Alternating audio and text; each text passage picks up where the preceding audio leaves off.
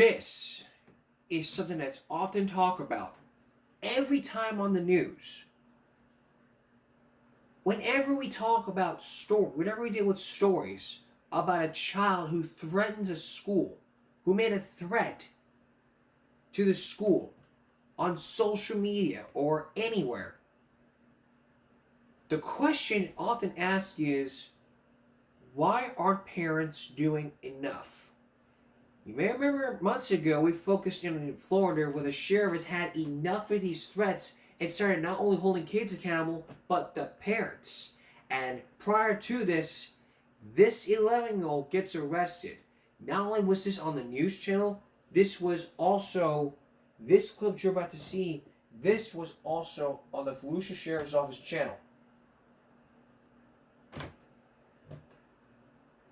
And Florida has to protect its students from public harm. So take a look at this. What we're going to start doing Monday is, since parents, you don't want to raise your kids, I'm going to start raising them. Every time we make an arrest, your kid's photo is going to be put out there. And if I can do it, I'm going to perp walk your kid so that everybody can see what your kid's up to. All right, sir, careful as you can. You're going to be walking over here to the gate over here, all right?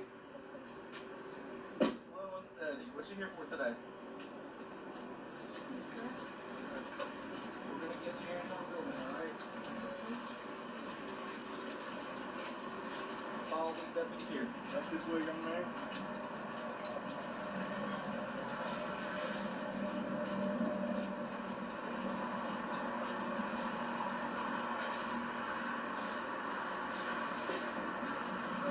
Right here, stand on your footprint for me. Put that foot down, let me get the other foot. All right, come on in here, have a seat in the cell. We're going to gather up some paperwork and get things started for you. Do you have any questions? All right.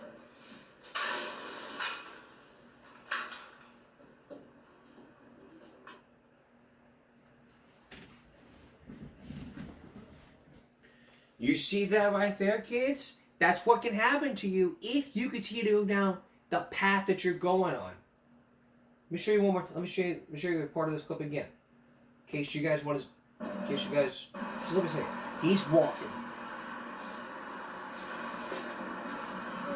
Right here, stand on your footprint for me. Put that foot down, let me get the other foot. All right, come on in here, have a seat in the cell. We're going to gather up some paperwork and get things started for you. Do you have any questions? All right.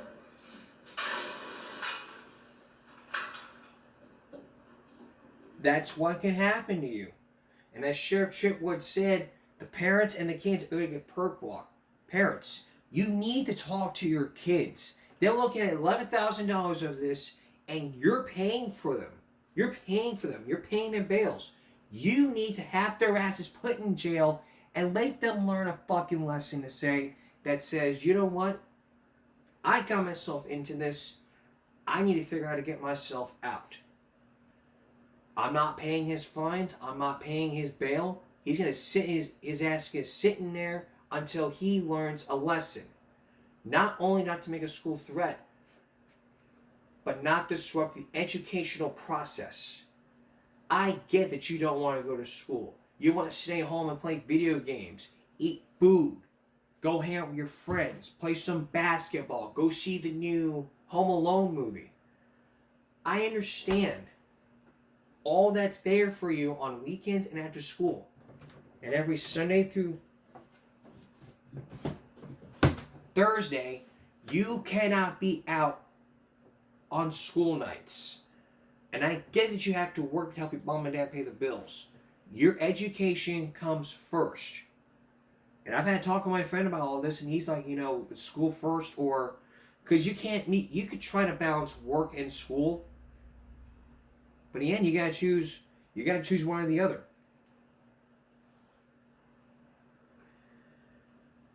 Soon the parents will try to soothe emotional damage and then address the problem. No, this is to teach them that, okay, because the sheriff has had enough.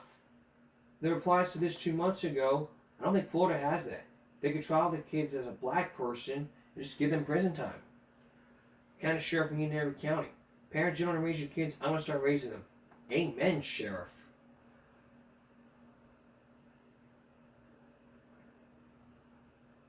Here's one person.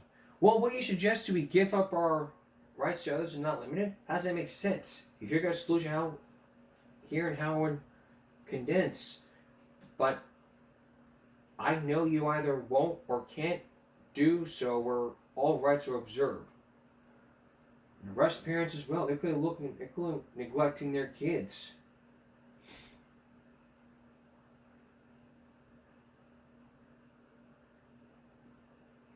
They're neglecting these kids. In Canada, we have a national law that prohibits at least a minor's identity of a photo. This is to make them think and learn. Later on, we're going to be hearing the full interview with Sheriff Chitwood. Because earlier this season, because months ago we focused on what the sheriff said. And now we're going to be hearing what Sheriff Chitwood has to say. We'll also be looking into last year where 11-year-old was arrested for a prank phone call or something. But could never happen. Why would the cops say, enjoy the cuffs?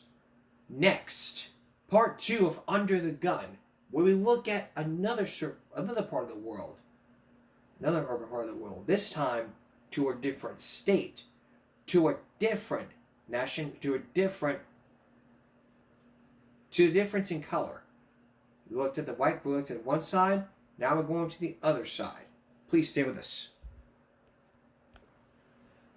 Yesterday we brought you part 1 of Under the Gun, where we looked at urban cities from one side to the other side who think that guns can be used to defend themselves.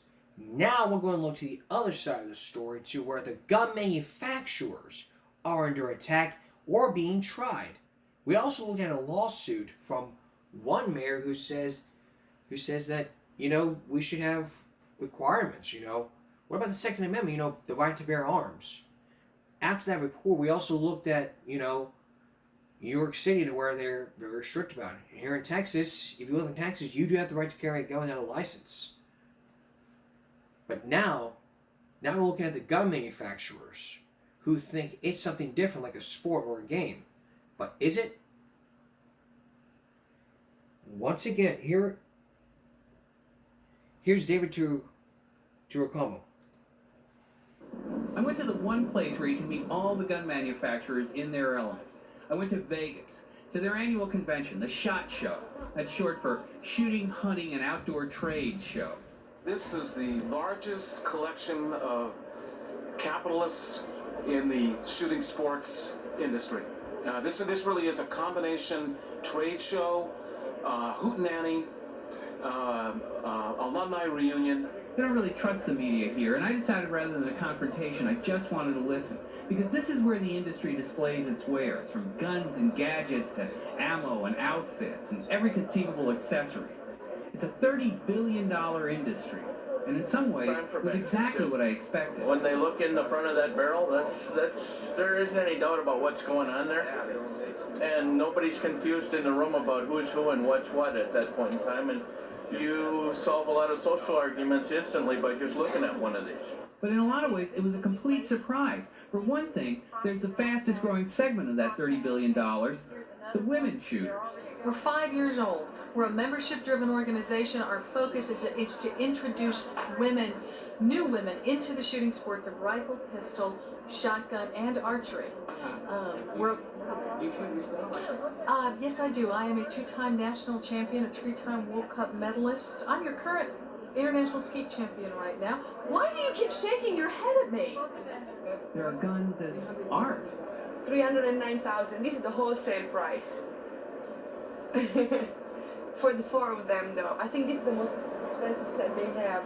It's all gold engraved, if you see. There's lots of gold on it. All the people that I've been talking to, it's very interesting because they love more their gun than their wife, I think. And there's nostalgia, a multi-million-dollar subset devoted to cowboys. It's a part of American history. This country was built off the back of a horse with a rifle. In fact, I'd forgotten that as a kid, my heroes were Gene Autry and Hopalong Cassidy, Davy Crockett, and Roy Rogers. That's me with Roy at age 4. Back in the days when guns weren't politically incorrect. It's a whole different perspective. I mean, there's two things here. When you're talking about guns getting off the streets, I'm talking about the recreational, fun sport of shooting, which takes skill, which takes some marksmanship, which takes some technique, poise, composure. It's a whole different mentality. It has nothing to do with guns on the street and gun crime. This is a sport that's a lot of fun. Get out there and try it. Take any object that has an aesthetic component and a handling component as well as a practicality component. It has beautiful lines to it. It emulates. Steve Sinetti is vice president of Sturm Ruger, and like most people in the industry, he's a shooter himself. It's a very responsive handling gun, so when you're shooting at clay targets with travel at 70 miles an hour, the gun needs to be responsive. The biggest misconception, I think, for people who live in cities, which is where most of the media originate from, the television shows come from, and obviously where most of the population is in the country, is that firearms primarily are anti-personnel items. Now, that's not true. They either read about someone using the gun to harm someone or someone using the gun to protect themselves to defend their family. But get out of the city. Get out into where the rest of America is, where the people at this show come from, and you will see that firearms are used for legitimate purposes. It was something I hear again and again from people in different ways. It's going out, whether it's shooting some targets or going hunting, putting the dogs out in the field. You know, you see it in the Boy Scouts, and it's just a lifestyle for all of us. Part of this is an urban-rural struggle too, and you got the people outstate. If they make a 911 call, they aren't going to get an answer for 20-some minutes. How much time is that for a criminal to do anything he needs to get done and get out of town? That's the long and short of the deal. That's the equation that we solve for people. Well, they may talk tough about crime, but most of these guys are really worried about lawsuits and the future of their business. In fact, one told me privately that there were exhibitors there who shouldn't have been allowed in because their guns were meant for nothing but killing people.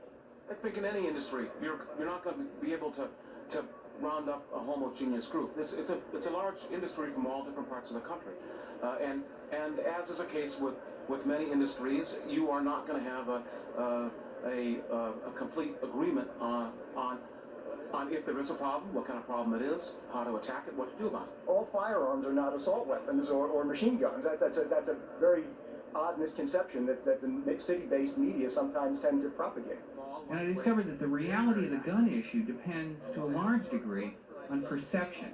It looks like it would take out. No, it's a 22 caliber. As a matter of fact, that's part of the public misconception. That gun looks like that, when actually it's a semi-automatic 22. That's what it is. Rick Washburn is a firearms consultant to the motion picture industry. This is our vault where we keep one representative sample of each type of firearm. Hollywood's made us think that criminals carry big, expensive guns. You're not going to go buy the most expensive gun you can get, knowing there's a high probability you're going to have to throw it away or dump it. If my gun's an expendable, if it's something that if I get in trouble, I'm going to dump. I'm going to throw it in a trash can, I'm going to throw it in a gutter, I'm going to throw it in the river, and I'm going to get me another one as soon as the heat's off. Who uses this gun versus this one? Well, this is what everybody would like to say that they got. Man, I got me a Desert Eagle. I'll keep it in my backpack. Of course, it never comes out because it can't. It's too big. You'd be arrested in a second with a gun that big. This one. What gun? And that gun is what the Philadelphia case is all about.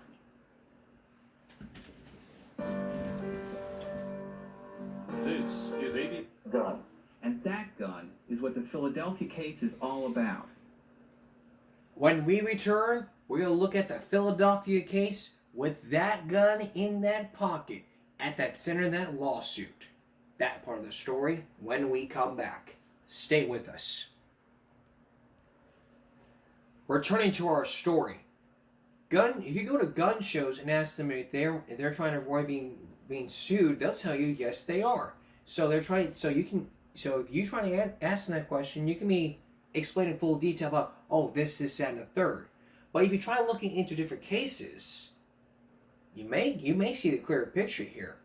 In Philadelphia, there was a little case to where someone put a little gun in the pocket, like, what gun? That little gun in the pocket could be the center of a Philadelphia case that happened.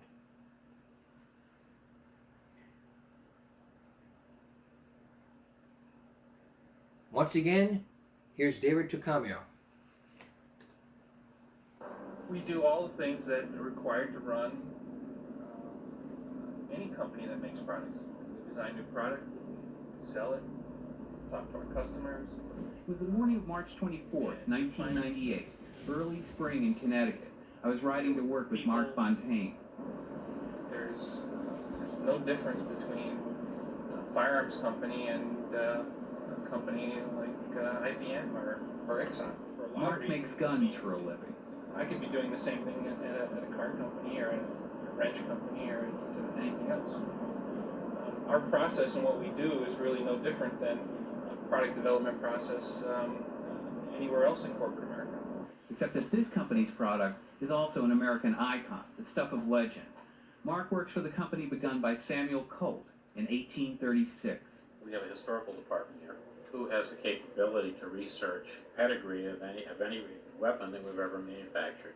They can go back and get the serial number. They can tell you the day it was made, when it was shipped, how it was shipped, the caliber, the finish, you name it. This is all hand engraved, gold-plated screws, gold hammer, gold trigger, real ivory grips. This is it's like artwork. The majority of the people who would buy this kind of firearm will never shoot it. It's artwork. They buy it like they would buy art. Mark was right. This could have been any corporate office anywhere in America. Except that here, security is a lot tighter. Some of the employees have an awful lot of pride here. They like to put up what they're making in each of their departments. So that's exactly what they're doing here. This is the kind of stuff that makes a Colt, all the hand finishing, the polishing, the concern to the detail and to the presentation and look, all for that customer who's willing to pay a little extra for those details. They are really sculpting the gun into what they want. They actually put their initials into it. There's certain collectors who want certain polishers. It's a dying art.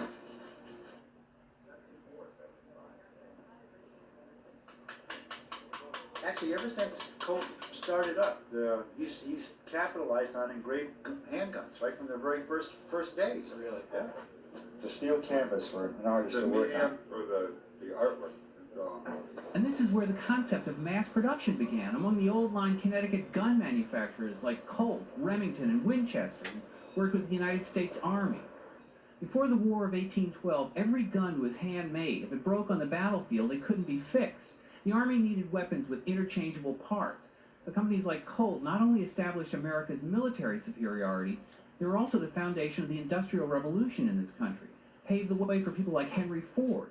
During the Vietnam War, most of the M16s used were actually function tested here in this range. And at the height of the production here, they probably did up to 70,000 rifles a month through this range, shooting 24 hours a day, 7 days a week. Today, not only has the process changed, so have the guns. This is the real reason that Colt took the unprecedented step of allowing me in. They wanted to show up the next generation of firearms, the smart gun. The handgun controlled by computer, so it can only be fired by its owner. They found that 16 or 17% of all the policemen killed in the line of duty were killed with their own weapon or with their partner's weapon. You could potentially reduce 16% of all deaths in the line of duty if you came out with a gun that recognized its sole user. This is our first prototype. This prototype was made with off-the-shelf components. The components are rather large. You can see there's a motor sticking out the back of the firearm. There's a microchip in the watch band. In effect, that turns the gun on so it can be fired.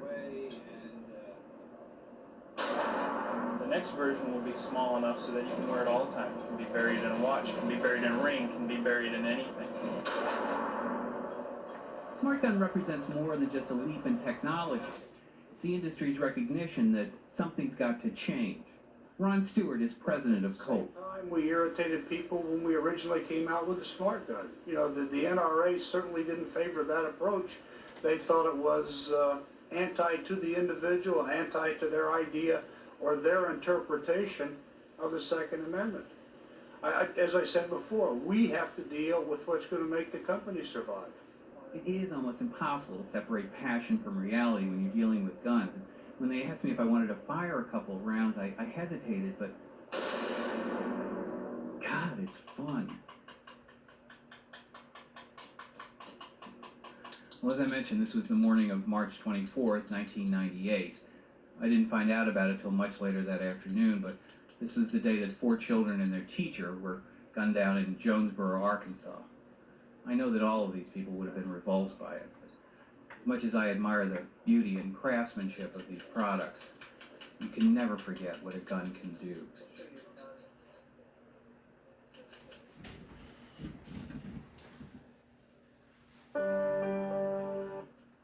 Nobody could ever forget what a gun would do.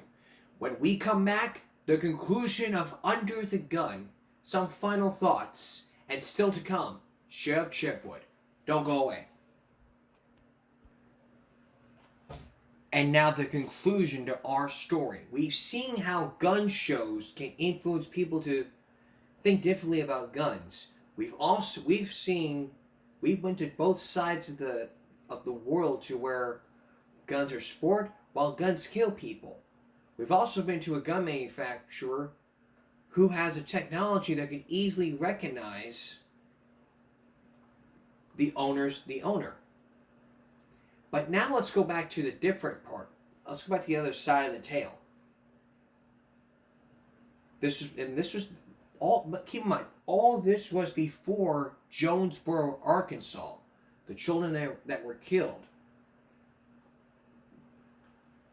What gun opponents would say, they got to go. Here with the conclusion of our story. Here with the conclusion of our story, David Tricamio. This is what the people of Philadelphia saw. A scene like this couldn't have happened a few years ago. A gun opponent talking to the gun manufacturers. But what you're witnessing is the quiet break of the industry from the NRA. These people have their own association now, the American Shooting Sports Council, and they invited Rendell to speak to them. So, of course, the mayor took the opportunity to blast one of their members. We are aware of a California-based gun manufacturer that lost 14,000 guns from its plant over the course of an 18-month period. 14,000 guns. That is unacceptable. He was talking about this man, Jim Waldorf, who owns Lorson Engineering of California. That's a hysterical issue, and that's an incorrect number.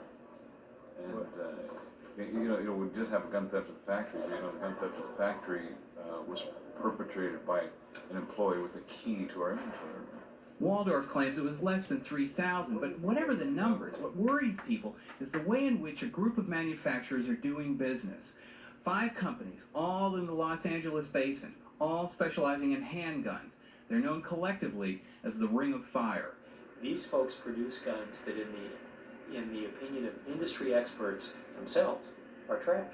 Garen Wintemute is a doctor who spent the last several years chronicling the Ring of Fire. The Lorson Engineering's .380 caliber semi-automatic pistol. By 1994, the Lorson pistol was the most frequently traced gun in the United States.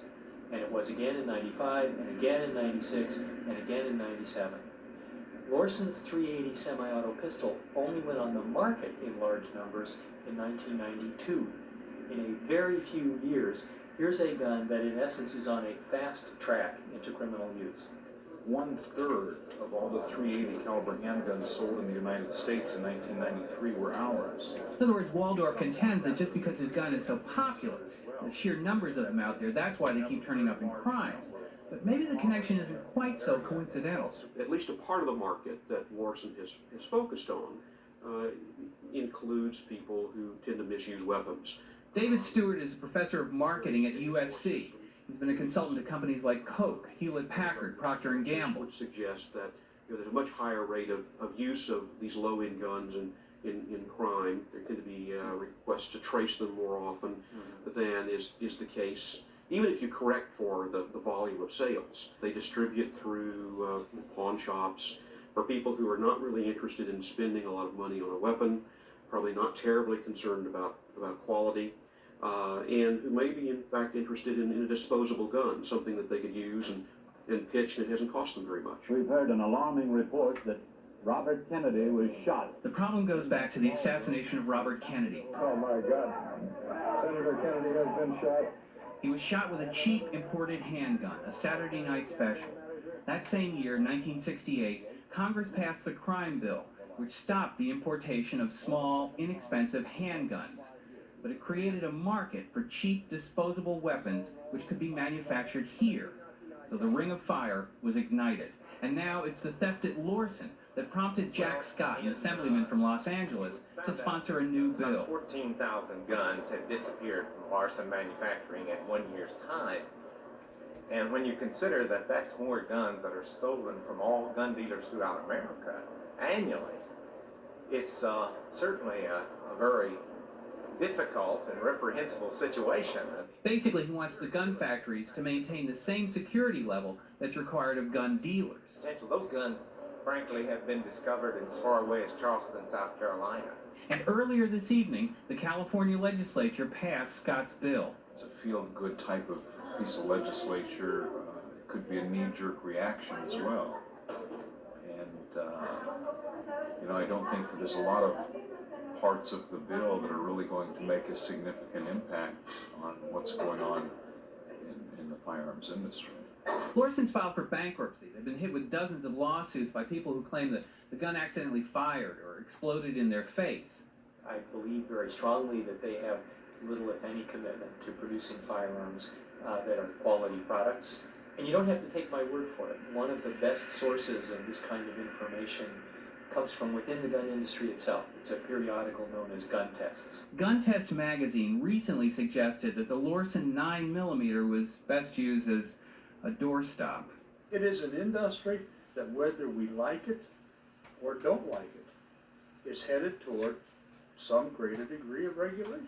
The establishment of performance standards, which is the same thing you're dealing with on toasters or the other stuff, I don't think would be a bad issue, because it would take a number of the $79.95 Saturday night specials out of the legality of the marketplace. The industry has successfully defended itself against lawsuits and legislative challenges before, and Ron Stewart's position is by no means popular or widely held. But in view of the current atmosphere, it may be the most realistic. Independent reporter and photographer David Turacama. I'll be back with a program note in a moment. Held, but in view of the current atmosphere, it may be the most realistic. And realistic it could be. Passing laws will not make a difference. It's good that it's great that America has 50 states that allows for less restrictions. California is very strict. In New York City, in some states you gotta have permits, and in some states you don't need a permit. If you look at states that don't have permits, you can easily carry a weapon without a permit. Like, you can carry a taser, you can carry a gun without a permit, and you can still defend yourself. Guns have been around since 1000 AD. And Hank Hill's always said, well, you shouldn't take guns to school with you, they're dangerous. Okay, someone breaks into your house, you don't have a gun. How are you going to shoot this person? And the National Rifle Association, that's a Washington, D.C. based organization. And think if you support Washington, D.C. It's not a thinker. It's a thought. Bob may be the same thing, but to you, it wouldn't be. When we come back, Sheriff Chipwood, 2 months after he said he was taking threats very seriously, we now get to hear why he wants parents and kids to be held accountable. Stay with us. At the beginning of this broadcast, we played for you a video clip from the Volusia County Sheriff Department's YouTube channel that showed of an 11-year-old who was charged for making a school threat. We also talked about 2 months ago, right when I lost my voice, where Sheriff Chitwood says that he's taking threats very seriously, that he wants to arrest kids and put the parents in jail. Not in jail, but hold them accountable. But why would he want to do that? A lot of people are on his side, a lot of people are saying, you know what, we don't need this. You're about to see the full interview of the sheriff. And as you watch, you may have some second thoughts. You may have some second thoughts about what you think. So, take a look. So, here's Eric Evander. Sheriff, within, I believe, the last 24 hours, we're now hearing of 5 more kids who have been arrested for making these threats. I know that there were some in your county. There were 2 yesterday in Putnam, and I believe there was 1 in St. Johns County. What the heck is going on with this? I know you're frustrated. Yeah, yesterday, it was our 7th Judicial Circuit, Volusia, Flagler, Putnam, and St. Johns County. There was 1 arrest in each of those counties. It might have even another one, a second one in Putnam. All for these kids, written threats, which if felony to secondary, they're going to shoot up the school. I don't understand whether it's copycatting, it's social media. I don't understand why they don't get the severity of what is about to come down on them. We've made 10 arrests since the school year, 11 arrests counting yesterday, since the school year started for written threats to kill. Every one of those kids is still in secure detention at the Department of Juvenile Justice. And we're working on how's the school going to assimilate them, after they get out from their 21-day stay. 10 arrests, that's a lot of arrest of kids. Have you, in all your years in law enforcement, had you ever witnessed or even encountered anything like this before? No, and I have to tell you, it was right after, if my memory serves me right, it was right after Parkland that had seen these threats really started to take off. And then the legislature was kind enough to make disruption on school, on the campus, which was a felony, and then this written threats to kill, obviously it's a felony to second degree. We had a job last night. It was a little bit different. It was a student threatening to kill a fellow classmate. And he got arrested last night for that threat that he posted on social media. Outside of the realm, he posted it to other friends, and they forwarded that threat to us, and we were able to act on that. Can you talk about the level of frustration you have with this? Because, you have been very vocal about this. I know that, when you talk about these threats, now you're talking about resources that are being diverted, resources that could be used in other aspects of law enforcement. You figure Friday afternoon, we held that press conference, we had received 54 tips of a school shooting that was going to occur in a 24-hour period. Our response to that was about a $21,000 cost. We made 2 arrests in that, so we spent about $21,000. So from a law enforcement perspective, it's draining resources, taken away from where we could really use them to investigate these. The second thing people forget is how many times can you ring that bell and expect law enforcement to respond every single time? There comes a point, we're all human beings, where maybe you're not responding in under a minute. Maybe your response is a minute and 30 seconds or a minute and 45 seconds because you've dealt with so many hoaxes. And when the real thing happens, that shooter gains the tactical advantage for that extra minute or a minute and a half. And then something that really, as a parent and grandparent, really hit home with me was a parent had said to me, every time that school goes into a lockdown, it takes days to get my daughter back into the swing of what school is about. These kids are talking about if they're in the bathroom and that school goes into lockdown, how they're supposed to climb up on top of the toilet tank and lock the door and keep their feet out of sight. That's no way for an elementary kid to go to school. 98% of the kids in our schools, they're there trying to do the right thing. They're trying to go to school. They're trying to be children. trying to grow up to be successful human beings. And you have this very, very small segment that thinks this is funny in a sick and depraved way to put a school on lockdown, to create panic. When these things go out and the parents see it, attendance drops by probably 35 or 40% some days because parents don't want, or scared that something's going to happen, and they're not sending their kids to school. You just brought up something too. You talked about how like kids are taught to go into the bathroom stall and climb up on the toilet. Is this now the new norm for kids? This type of training in school? Sadly, it is. I mean, my oldest daughter teaches third grade in Philadelphia, and they have all these lockdown drills, and it's just now the way of life. I mean, I didn't grow up like that. I didn't have any of that. I can equate back to the kids that grew up in the Cold War, where they had the nuclear drills. We had fire drills. Once a month you had a mandatory fire drill. But this active shooter, and every time these threats come in, we don't wait till the threat comes in at 11 o'clock at night or 1 o'clock in the morning. Detectives are responding immediately to try to decipher through what's going on and be able to assure the school when it opens that we've investigated this thing 85 ways from Sunday. We have extra resources here. We're good to go. Sometimes that's not the case. Sometimes the investigation is still ongoing when the kids are reporting to school, and that's always the scary issue in this thing. I mean, look at we had over the weekend the 11-year-old with the kill list, for crying out loud. 12 fake weapons. There were airsoft pistols when he was posing his videos. You couldn't tell if that was real or not.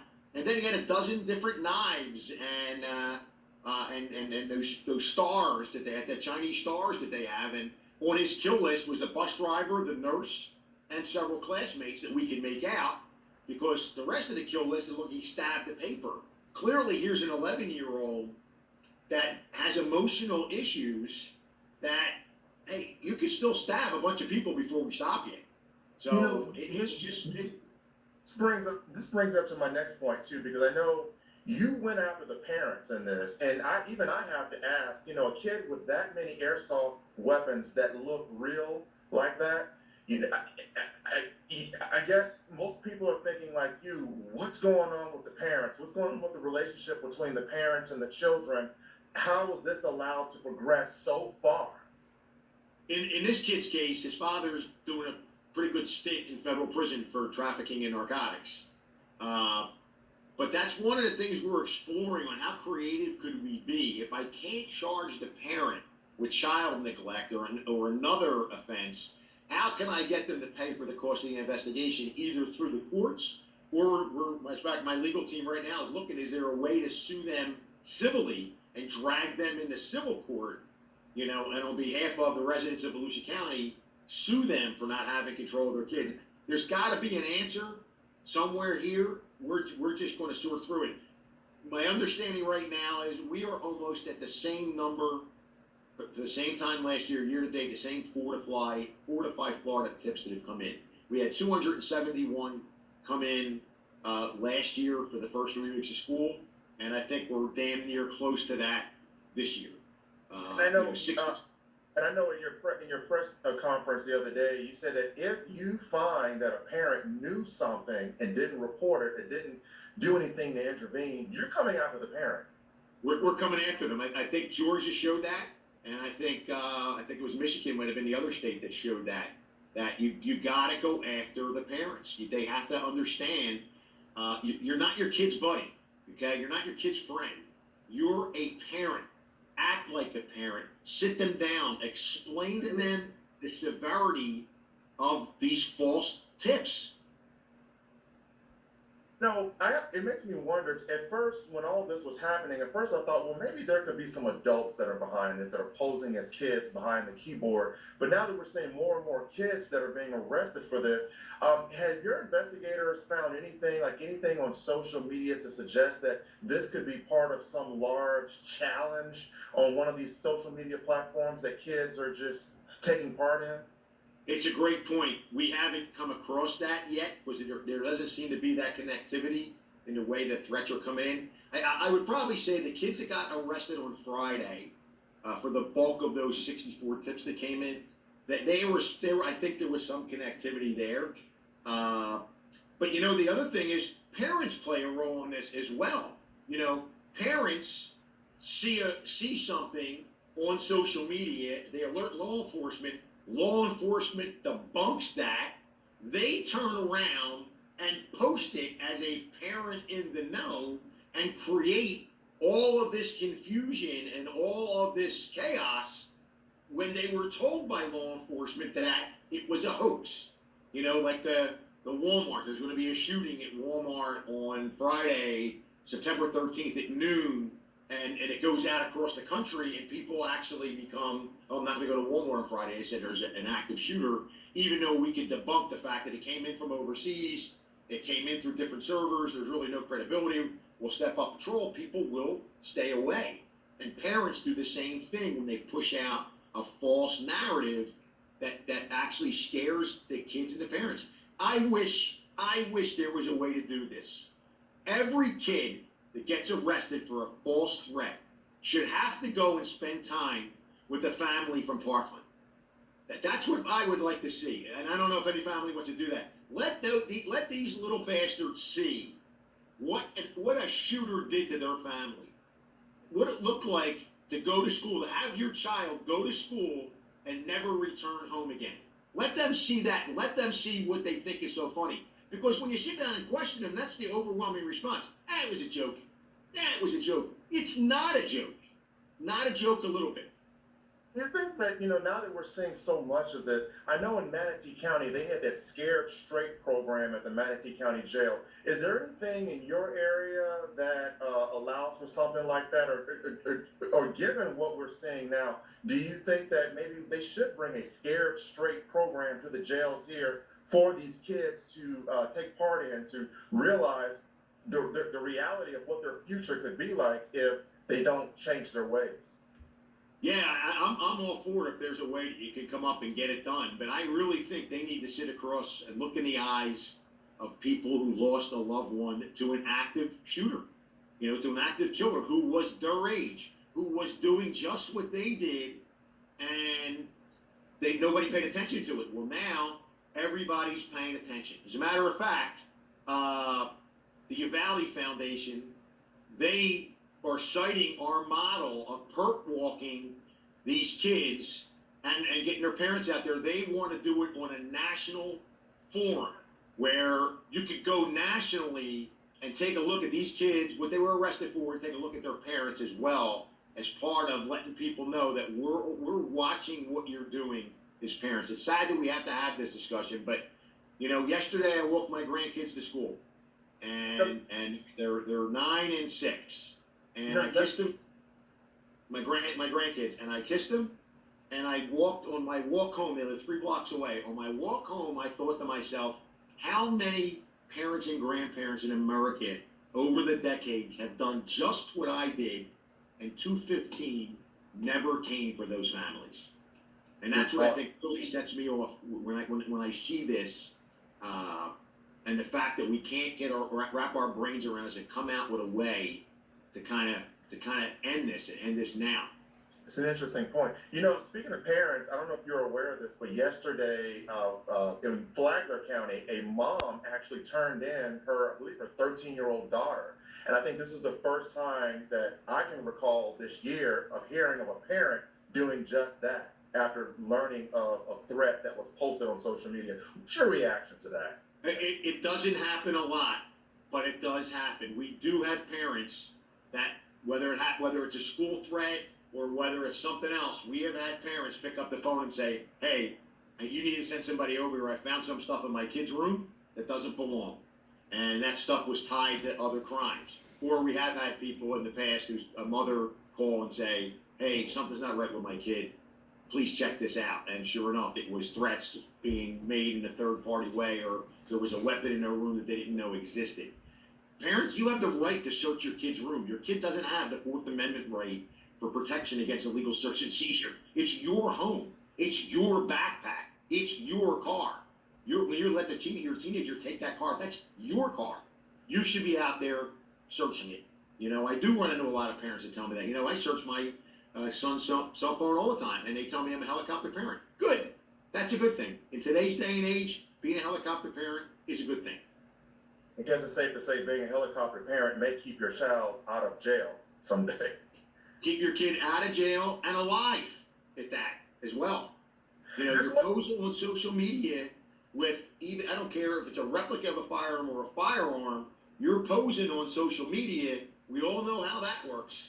We all know how somebody sees that and wants to take somebody on, and now you got kids with guns doing crazy things. I want to know, because this is not just happening there, it's not just happening in that circuit, but it's happening here in Jacksonville. We've got several reports up in other parts of our viewing area, which is just across the Georgia border. Have you had a chance to speak with other sheriffs or other law enforcement from other jurisdictions? And what is that conversation like? What are they telling you in terms of what they're dealing with? And I guess, if so, is it a lot of the similar things that you're dealing with? Yeah, Bradford County Sheriff, Sheriff Gordon Smith, I talked to him yesterday, and he said he's not getting the threats to shoot up the school. His are more bomb related, how they're going to blow up the school. And one of the things we talked about was there's got to be a way to Fortify Florida was the first of its kind when they first unveiled it from the Parkland massacre. And it's a great tool, but there's got to be a way that we can kind of hone in to make it where it's the legitimate.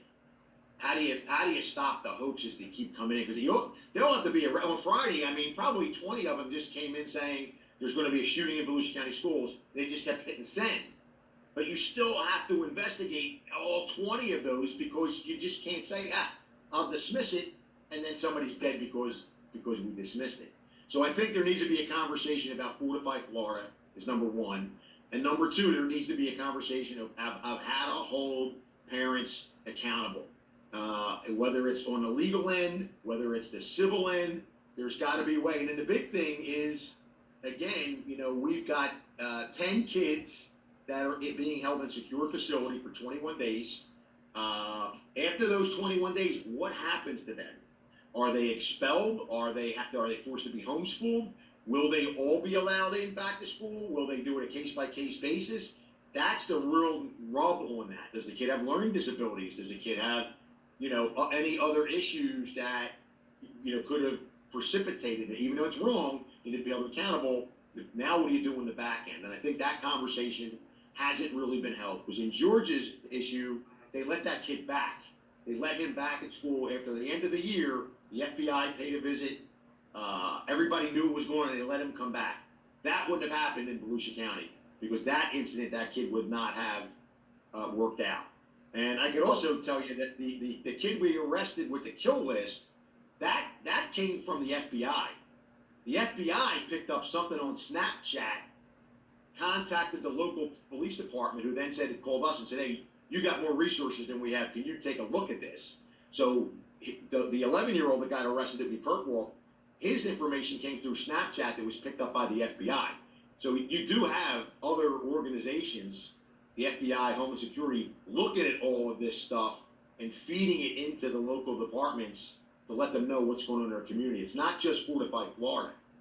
We get a lot of good tips off of Fortify Florida. I mean, we seized 11 weapons so far this year. And overwhelmingly, it was a Fortify Florida tip that came in and said, so-and-so has a gun in their backpack. So-and-so has a knife. So-and-so has something in their car. And that's what we want the kids to do. That's the purpose of it. But it's been hijacked by some of these little juvenile delinquents, and it's wreaking havoc on the system that's supposed to really protect everybody.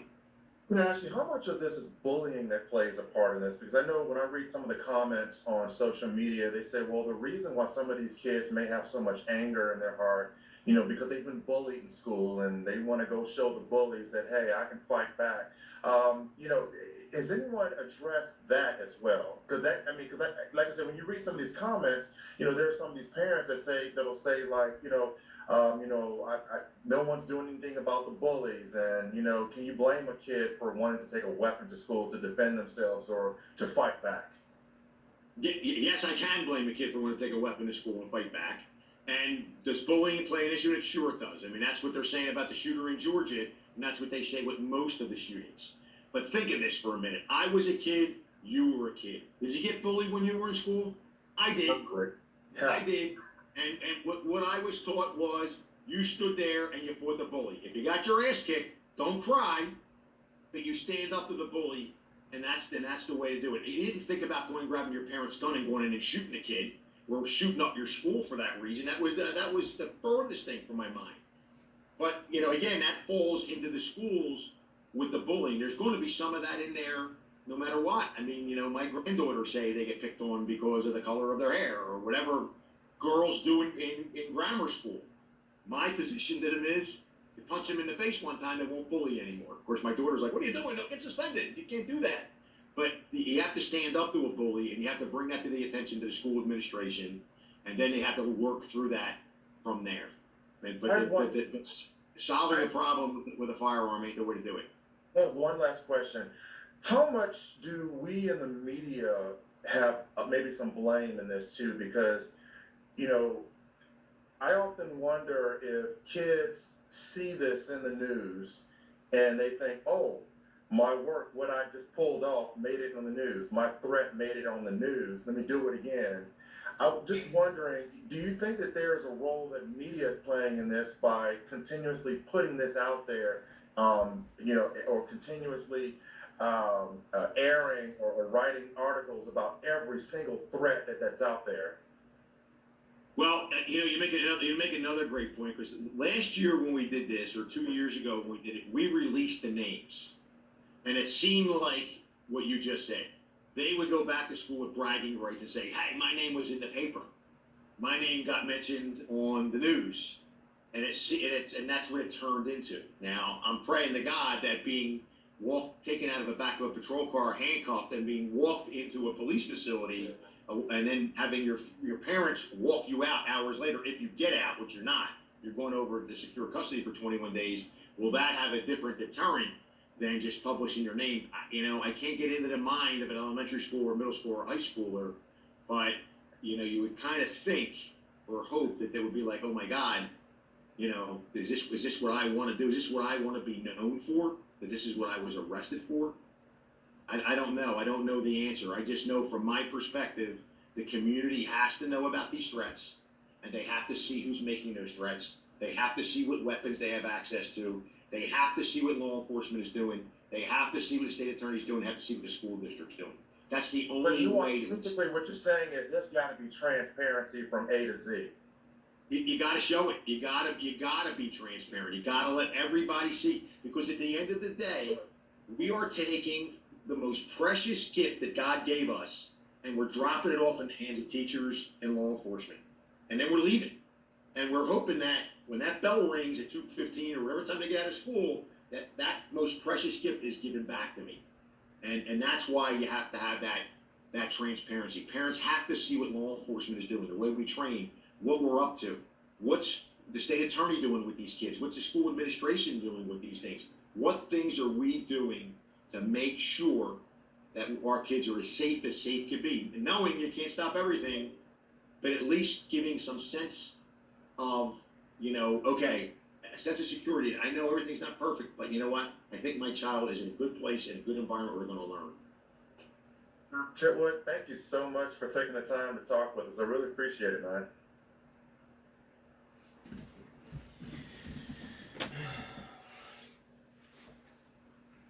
Well, I'm going to have some final thoughts about this in just a moment. But when we come back, there's an 11-year-old. There's an 11-year-old who was told, enjoy those cuffs. I'm telling you this right now, you're going to take... This is all before Sheriff Chitwood. Stay with us and I'll have some final thoughts. What we're about to show you was just 1 year before Sheriff Chitwood decided to just hold parents and kids accountable. This happened last year. An 11-year-old was arrested for just text pranking 911, saying all this, that, and the third. And this is going to be a tough lesson for those kids. Take a look at tonight's body cam break. Stay calm. You can talk to your parents. We can open the window and let you talk to them.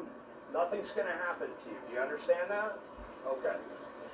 I'm telling you this right now, you're gonna take this as a lesson at 11 years old, that if you do something stupid in the future, you're gonna enjoy those cuffs. You know, this is going to be an opportunity for you to turn this into a learning experience. This is not something you're going to carry with you for the rest of your life, okay? Joining me to discuss this disturbing story is Sheriff Michael Chitwood of Volusia County, Florida. His department was involved in responding to this. Sheriff Chitwood, thank you so much for coming on. We appreciate it. Thank you for having me on. Tell us what your first thought was when you got this 911 text call saying this is an 11-year-old girl who's been kidnapped by an armed person. I can imagine if you're, a call taker dispatcher, you get a little amped up that you're doing your job, and then the cops respond in force, in mass, to try to figure out what's going on. Exactly. It's you have to throw all the resources into it. We put our child abduction response team on notice that This probably wasn't. It was just a short one. I'm not gonna play for what he talked about because this is just short. I'm gonna make this short here. But what I want to explain to you was what we talked about. What he said.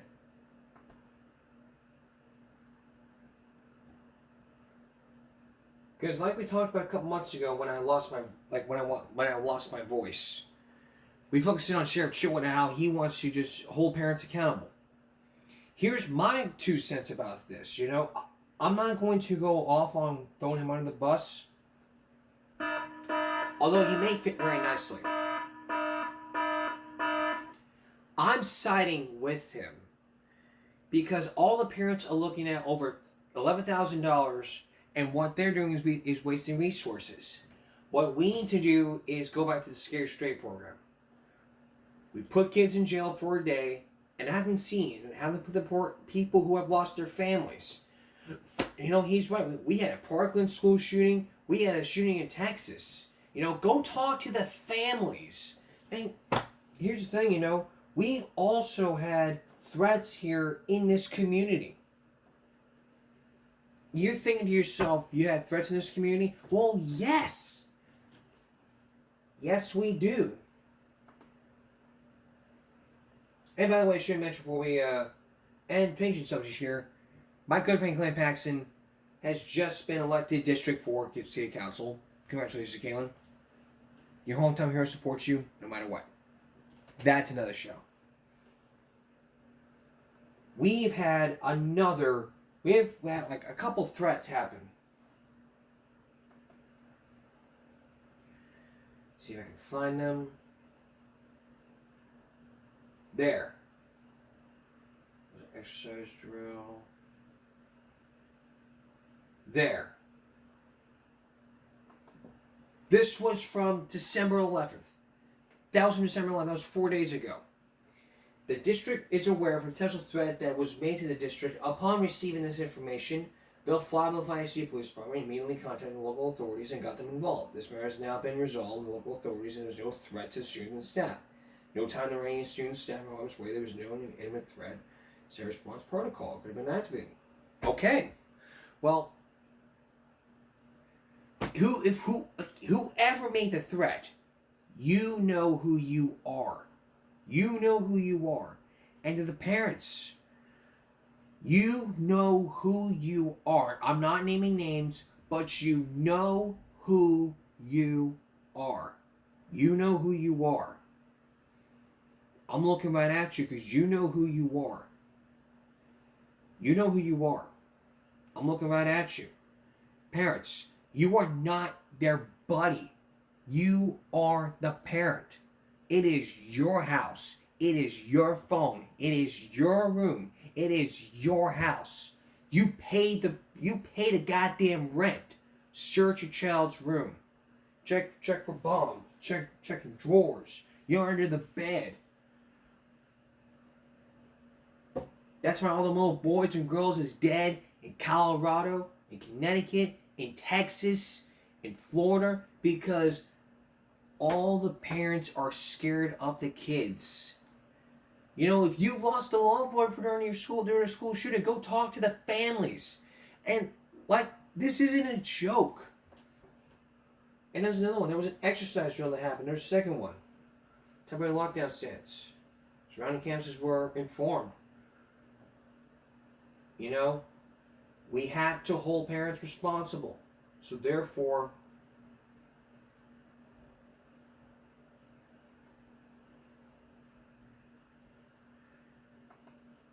it's like, let me replay for you what Sheriff Chitwood has said.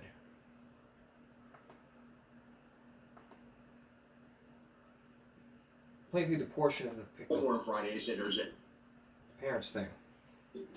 This brings up to my next point too, because I know you went after the parents in this, and I have to ask, you know, a kid with that many airsoft weapons that look real like that, you know, I guess most people are thinking like you, what's going on with the parents? What's going on with the relationship between the parents and the children?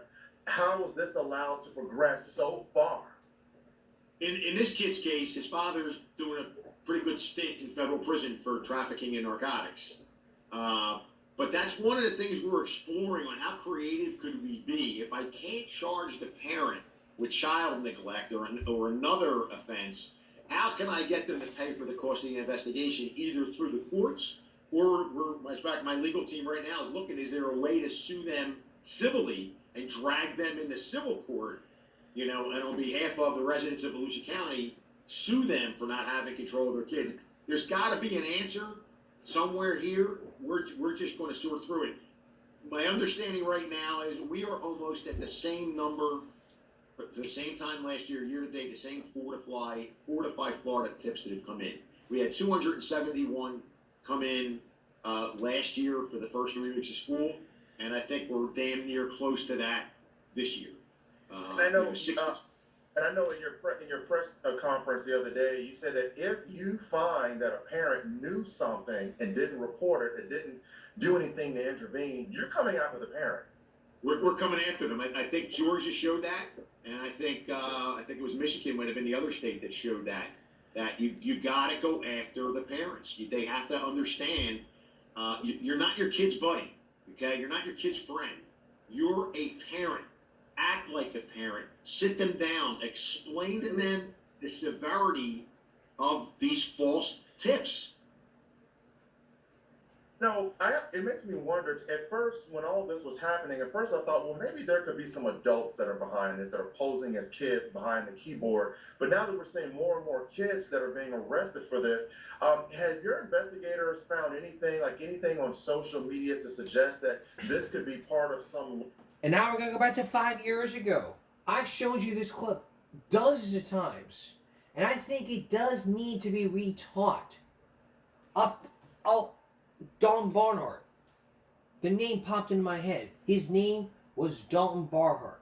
He was arrested for making a school threat. And look where it landed him.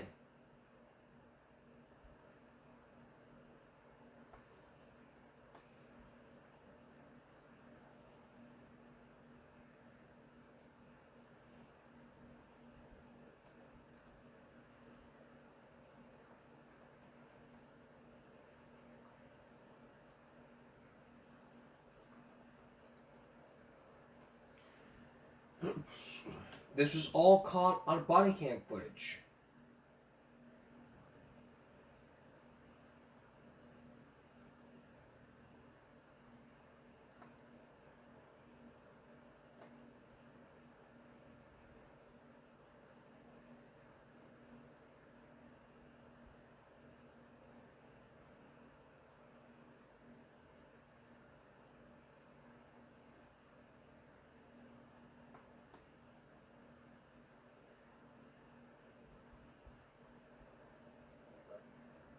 I, Dalton Barnhart, vow to bring my father's interest into school and kill 7 people. And Falcon Warrior 920, please go. Go ahead and turn around, put your hands on your back. He's under arrest currently for making a threat to cause a mass shooting, slash active terrorism. Cause a mass shooting? He made a statement, a threat, a written threat to plan to carry out. he's just a little kid playing a video game. And all these That's kids so keep getting far. arrested. And that's why the FBI and the local law enforcement is spending so much time. Because how do we know who's not going to be the kid in Parkland? Who's not going to be the next kid, the kid that shot up Candy Hook? We don't know that. So when we will draw the attention to you by making statements as they may be jokes, I mean, I wouldn't expect the kid to go, I'm dead serious, I'm going to go shoot everybody up. No, when we're caught, it's a joke. I didn't mean it, it's a joke. That's when you're caught. But these games, you can't say stuff like that all the time. It is a joke to them. It's a game. Guess and what? it's so Guess what? wrong. My time Hate and law that game. enforcement is spent doing is arresting these kids for making these statements all the time, and for stopping acts too as well. Okay. So that's what our job is to make contact, because these kids think that it's a game or a joke, so they go ahead and make these comments. But it's just a comment, so how is there an There's arrest? a Florida state statute says you cannot make a written threat to cause a mass shooting, act, or kill or harm anybody else. Legislature has chosen to Well, he do didn't that. cause or act or do anything, though. He made the statement too. It's a written statement. It's a written statement. It's a written threat to kill or to make a mass shooting or act of terror. So if I get on there and say I pledge ISIS and I'm going to blow everybody up, that's the same charge as, you know what, man, I'm fed up. I'm going to go to school tomorrow and shoot up my school. So he'll be going to DJJ, the juvenile jail. He'll be placed in there for several days, and we're going to go from there. The charge is a felony. It might be a second or third degree. I have to double check, because a written threat to harm somebody is a third degree felony. Second degree is involved as mass shooting at school or an act of A terrorism. little boy, he He's a didn't do anything wrong. Yes, he's 15 years. He's still a little boy, and he's not one of the crazy people out there doing stuff. What he did, what he did. Yeah, but he shouldn't be treated as though he is a terrorist or something because he made a silly statement on a stupid video game. In a world where schools and kids are going to school learning, are getting shot and killed because people. I understand that, but at the same token, I mean, you have to look at things case by case too. I mean, he's not that person. Do you own a gun? I have a gun, yes. Okay, so he has hands and feet. You can grab your gun and go do something. He would never do anything like that anyway. We don't know. We don't know. No, but I know. And I know. Most parents have it, ma'am. We're going to take him. He's going to go to our operations center, and we will go from there. But this is where we're at. This is the world we live in, where people think it's funny to say, I'm going to go kill people at school. Well, he's not people. He's a child. Okay? There's a difference. He's playing a video game and he's a boy. And that's why he'll be charged as a juvenile. Fortunately, these days and age, this is what happens. Kids get on these things and they say this. The parents say, it's not my son, and then it might not be your son, but I know it's not my son. somebody's son does, and then this is the world we're in, where kids are getting shot at school while they're trying to learn. And I understand that. I understand that. I understand unfortunately, that. we can't take risks, and we can't say, all right, we trust that this guy's not going to do it, and then it happens, and then we say, well, we have the chance. Yeah, but I'm telling you right now, this is not my son. My son and I are like this, and it's just us. And it's not my son. He's a little boy still. It's a tough situation. I know you're emotional. High intellect and smart mouth. Well, And that's you what know got him what? caught up. The grown-ups on these games go them into these things, which is what happens. You need a roof over your head, food, and water. He doesn't need the game. That's right, he doesn't. You should take those away, because these adults that are influencing may have done that in the past, but guess what? They're not in trouble today. He is, because he made those statements. We can't put on what they've said in the past to give him justification why he said what he said now. He made the charge. He's going to face the consequences. Right? Let's go. Thank you. Ma'am, can I have your first? I need your last name. Hi, I'm Shelly. Thank you for checking out our See, that was from 5 years before Chitwood said that he was going to perp walk the parents. But the mom didn't get perp walk. She got lectured by the police, saying, you know what, you need to move over your head, food and water.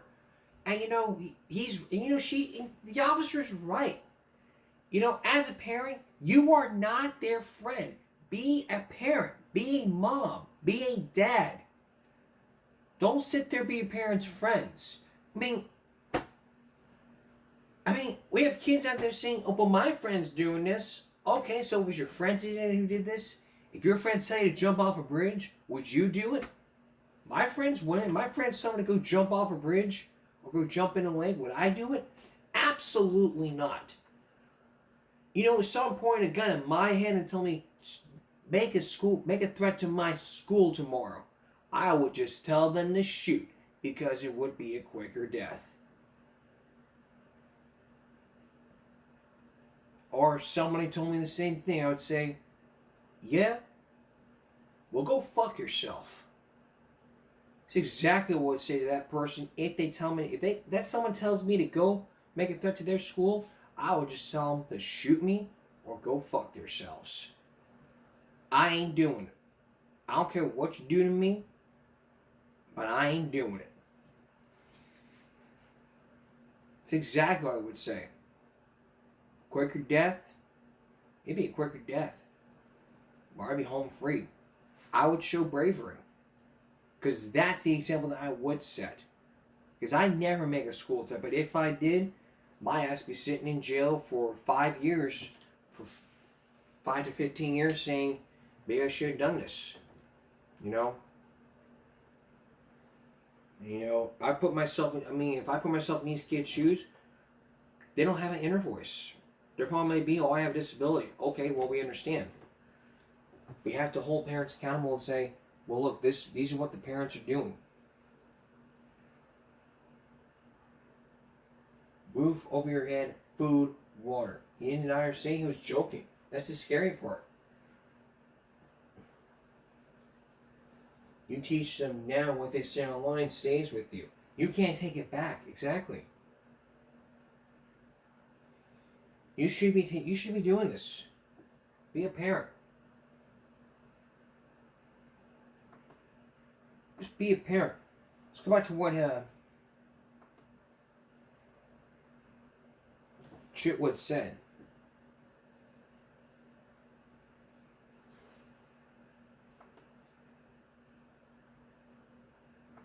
About being parents, because really, like you said before, you're a parent. Search the child's room.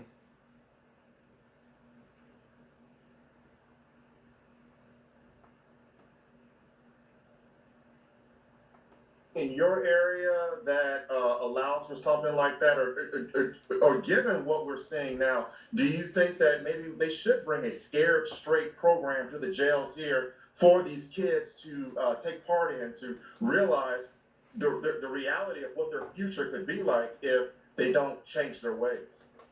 Yeah, I'm all for it if there's a way that you can come up and get it done. But I really think they need to sit across and look in the eyes of people who lost a loved one to an active shooter, to an active killer who was their age, who was doing just what they did, and nobody paid attention to it. Well, now everybody's paying attention. As a matter of fact, the Uvalde Foundation, they are citing our model of perp walking these kids and getting their parents out there. They want to do it on a national forum where you could go nationally and take a look at these kids, what they were arrested for, and take a look at their parents as well, as part of letting people know that we're watching what you're doing as parents. It's sad that we have to have this discussion, but yesterday I walked my grandkids to school, and they're 9 and 6, and I kissed them, my grandkids, and I kissed them,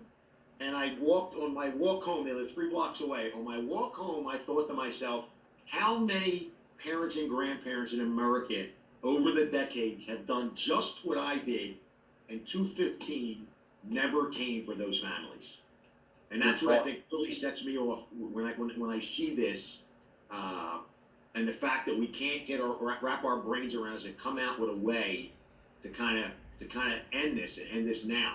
It's an interesting point. Speaking of parents, I don't know if you're aware of this, but yesterday in Flagler County, a mom actually turned in her 13-year-old daughter.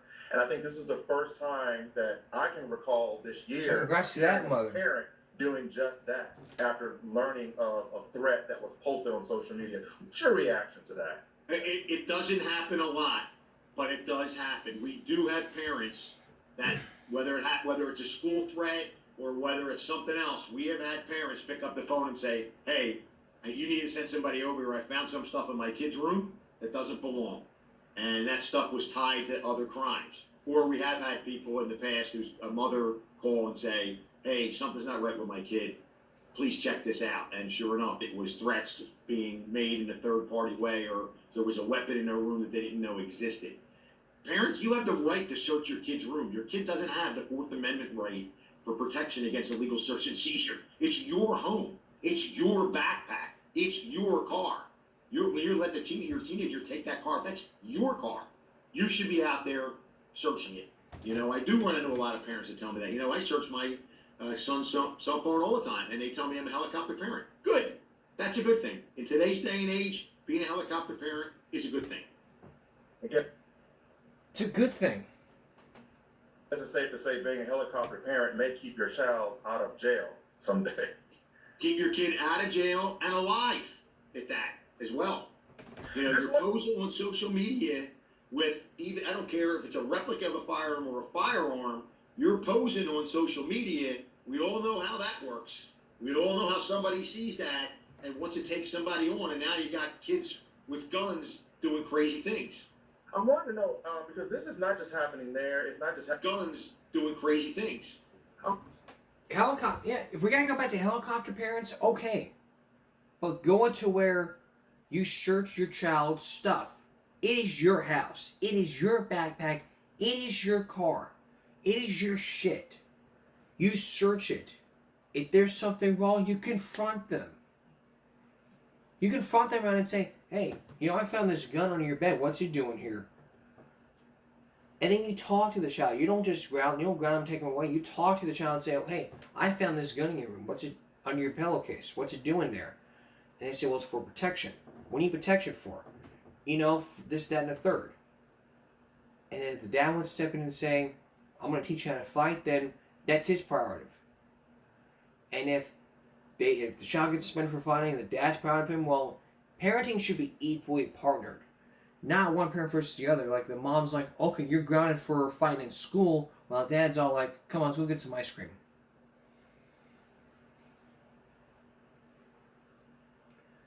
Parenting is equal. It's equal partnership, not separated out like, oh, the mom's greater than the dad, or the dad's less than them, or mom's less than the dad, or mom's less than dad, or dad's less than mom, or dad's great than mom, or mom's great than dad. You know? The bottom line here is this, you know, search your child's shit. It's your stuff. It is your house. You pay the rent. It is your room. Search your child's stuff. And parents, again, if you find this ever happens to you in any county or city, your ass is gonna get perp walk with the child. You gotta know you are held responsible. You are not your child's friend. You are a mom and you are a dad. You chose to take on that responsibility. You say, oh, I want to have kids. I mean, the whole sin could be, I should have used a condom. That's what most dads say. Most dads would say, most dads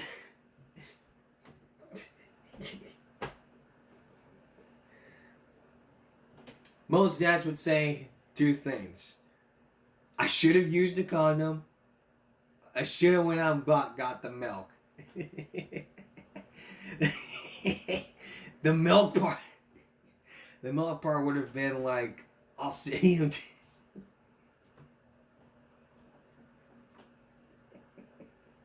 I'll see you in 10 years. Last time I saw my dad was Father's Day, and we got to spend like, you know, a couple minutes together. We just talked. If I could see my father again, he'd be proud of me.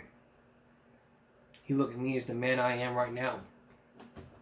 Because I care about this community. I don't want to see you go into shambles to where, you know, we have all these threats happening, you know. As parents, you need to check on your child. Monitor what they post on social media. Search their phone. Search their rooms. You own the house, not the child. It is your house. It is your room. It is your shit. They don't want to listen to you? Well, you strip their shit and go put it somewhere. Except for a bed, a pillow, and a blanket. That's commando parenting. And you take away the car.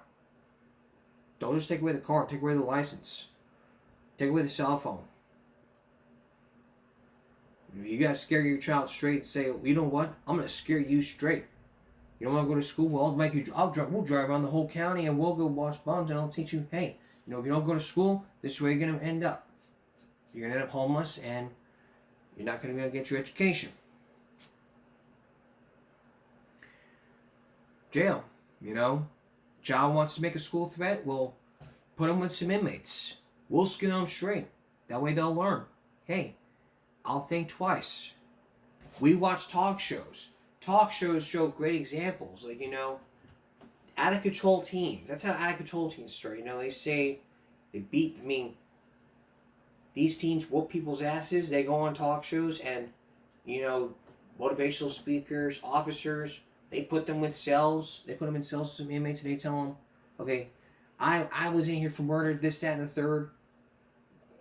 Parents, you are mom, you are dad. It's your responsibility, your duty to raise your child from birth to 18, which is $250,000. What you need to do as mom and dad, check your child, search their shit, and confront them. Talk to them. If you talk to your child, they'll get the message.